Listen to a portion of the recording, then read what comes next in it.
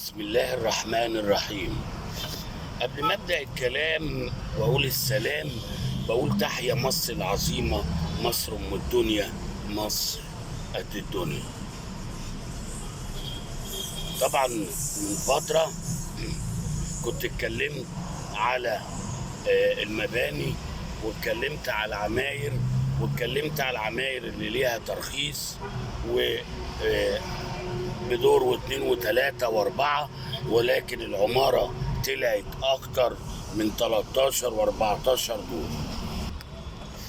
وانا لما اتكلمت وقلت ان هيحصل قانون المصالحة، وكمان اتكلمت وقلت وصورت بعض العماير، وكانت يعني بتكلم في صميم اللي حصل الايام اللي فاتت دي في شارع خليل حماده.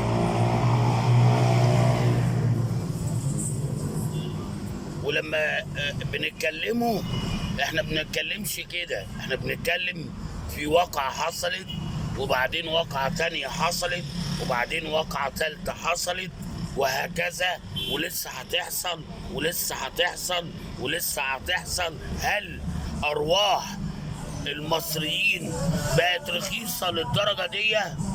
أرواح المصريين بقت رخيصة للدرجة دي عشان مسؤول بياخد نار، بيوكل عياله نار.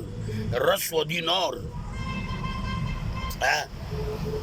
وأنا مش بتهم حد، لا.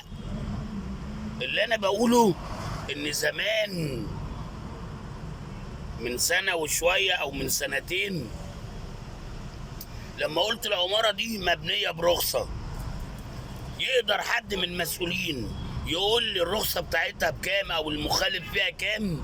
ردهم عليا في الخاص وقالوا لي 5 أدوار أو 6 أدوار مخالفة. بيقول طيب عمل المخالفة، والمخالفة راحت، وبعدين بيحصل دراسة أمنية، والدراسة الأمنية بتاخد وقت. بقت 100 بقوا 1000، وال1000 بقوا 2000، وال2000 بقوا 3000، لحد ما وصلوا الرقم خرافي حوالي 14 أو 13 ألف مخالفة مباني. ده كلام مش ما يخشش العقل. أول حاجة هم قالوا حوالي 13,000. لا لا لا لا لا لا 13,000 ايه؟ 13,000 مخالفة في العجمي، يعني في غرب اسكندرية، من أول الورديان. خلينا غرب اسكندرية كده، من أول الورديان، خلينا من أول اللي هو المفروض من اللبان. ياخد اللبان بكرموز، براغب، بغاط العنب، بكفر عشري، بالقباري، بالدخيله، والبطاش، وانت داخل كده هو لحد ما توصل ما شاء الله ممكن يكون في الجنب بتاعنا يعدي ال 14,000 مخالفه او 20,000 مخالفه. لكن على مستوى اسكندريه لا لا عدد ولا 100,000 ولا 200,000 مخالفه مباني. وانا الفيديو اللي فات لما قلت العمارة، وقلت الرئيس السيسي اتكلم عليها، وقلت ان لما يتعمل محضر بالمخالفة بيتعمل حاجة اسمها قرار وقف اعمال.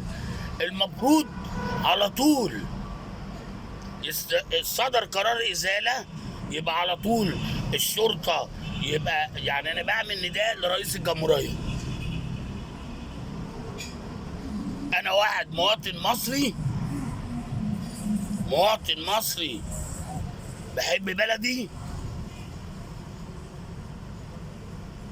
بعمل نداء لرئيس الجمهورية يعمل شرطة متخصصة. وعندنا والعدد ياما، عدد رجالتنا في القوات المسلحة، ورجالتنا في الشرطة المصرية، وفرق الأمن المركزي وفرق الأمن كتير. لو خدت في كل محافظة 1000 واحد بظباطهم بحاجتهم، بيبقى باللودر بالعمال بكله، يتنفذ قرار الازاله فوري، ما يستناش. خلاص دول جالهم قرار هيطلعوا ينفذوا على طول. وقلت المقاول او صاحب العماره او الكحول بيجيب واحد يسكنه فوق، يسكن في الدور الاولاني والدور اللي قبل الاخير والاخير، بيطلع الازاله فبيلاقوا ناس سكان فيرجعوا تاني فياخد قرار وقف. ما هو اللي ساكن ده حرامي، لان عارف ان ساكن في مخالف، واللي بايع حرامي، واللي بنى حرامي. ايوه حراميه، لان كانوا عقود الشعب، ولو وقعت ما راحت ارواح. مين يتحاسب؟ مين هيتحاسب على الارواح اللي ماتت؟ انا ما رضيتش اتكلم في الايام اللي فاتت حتى تكون المعلومه كملت. نمره واحد، سيبك من اتحاد ملاك واتحاد لا لا لا، ده كلام ضحك على الدقون. الناس السكان عملوا بلاغ للحي، والحي طلع وخرم السقف المخالف. ايوه طلع خرم ويرجع يتصب تاني، ودي مش ازاله، ده ضحك على الدقون، ده ضحك على الدقون. خرم، ارجع رمم تاني، وشالوا عمودين، والعماره كان تحت منها زي ما بيقولوا بار، وبيقولوا احد المسؤولين في الحي بيسهر. كلام كتير بيتقال، لكن انا في الارواح اللي ماتت ال10 ولا اللي هيزيدوا، الله يرحمه، الله يرحم كل اللي مات. وده ربنا سبحانه وتعالى يوم القيامه هياخد حق الناس دي من كل واحد باع نفسه، لان دول ليهم حق عند كل واحد باع ضميره ووكل ابنه حرام، وكل عياله حرام. لان اللي مد ايده الراشي والمرتشي في النار، الراشي والمرتشي في النار، الاتنين في النار. فدي مش اول عماره. احكي لكم حكايه، والحكايه كانت واقعه هنا برضو. واحد المقاولين عمل رسم هو على مزاجه ومش تخصصه، وعشان ياخد موافقه بتسريح المباني راح محافظه تانيه، يعني محافظه غيرنا، محافظه جنب مننا، ونقابه المهندسين. وبيعرف احد المهندسين لسه متخرج، وقال له الرسم ده بس انت تمضي وهتاخد، انت لسه بادئ ما يعني ما عملتش حاجه خالص، هتاخد 10 15,000 20,000 جنيه في امضى، وهتمضي اللي انت اللي عامل الرسم ده ومفيش حاجه يعني. والواد يا عيني مضى، المهندس مضى لاني جعان، جعان،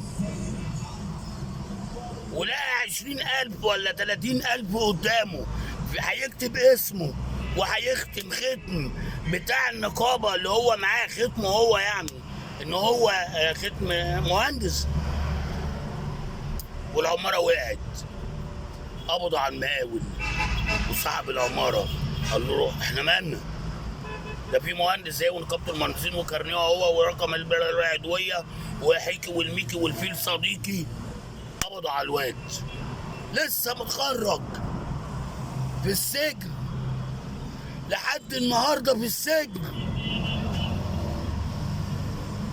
بقى له ذنب اتضحك عليه. ما هو برضو كان المفروض يبص للرسم ويقول لا ده مش رسم هندسي، لكن يا عيني مسكين اهله غلابه، ولقى تحت ايده شنطه فيها 30,000 وقال دي امضى ويلا بينا. ركب المرجحه، راحوا مرجحينه وعطوا له مفتاح وقالوا له الغرفه دي اسمها غرفه سجن، هتفتحها وتقعد فيها 10 سنين. بيقضي 10 سنين، والواقع اللي بقول لكم عليها دي حصلت. عمارة مايلة الأساس، عمارة تانية الأساس، وواقع تانية هقولها في فيديو تاني. في مدينة اسكندرية في اللبان، في قسم اللبان، قسم شرطة اللبان.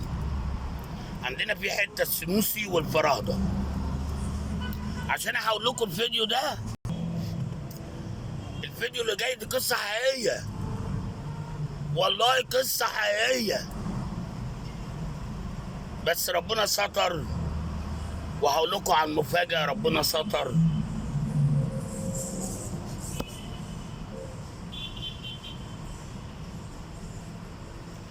قبل ما اختم الكلام واقول السلام، قول تحيا مصر العظيمة، مصر ام الدنيا، مصر قد الدنيا. انتظروني في فيديو تاني بقصة حقيقية تانية عندنا باسكندرية، في منطقة اللبان، منطقة السنوسي، في شارع عبد المنعم. وبقول اهو، بقول العنوان: السنوسي، شارع عبد المنعم، عمارة ما كملتش 2 سنين. والتحية العسكرية لأن كنت في خير أجناد الأرض. وتحيا مصر، تحيا مصر، تحيا مصر، وبشكركم.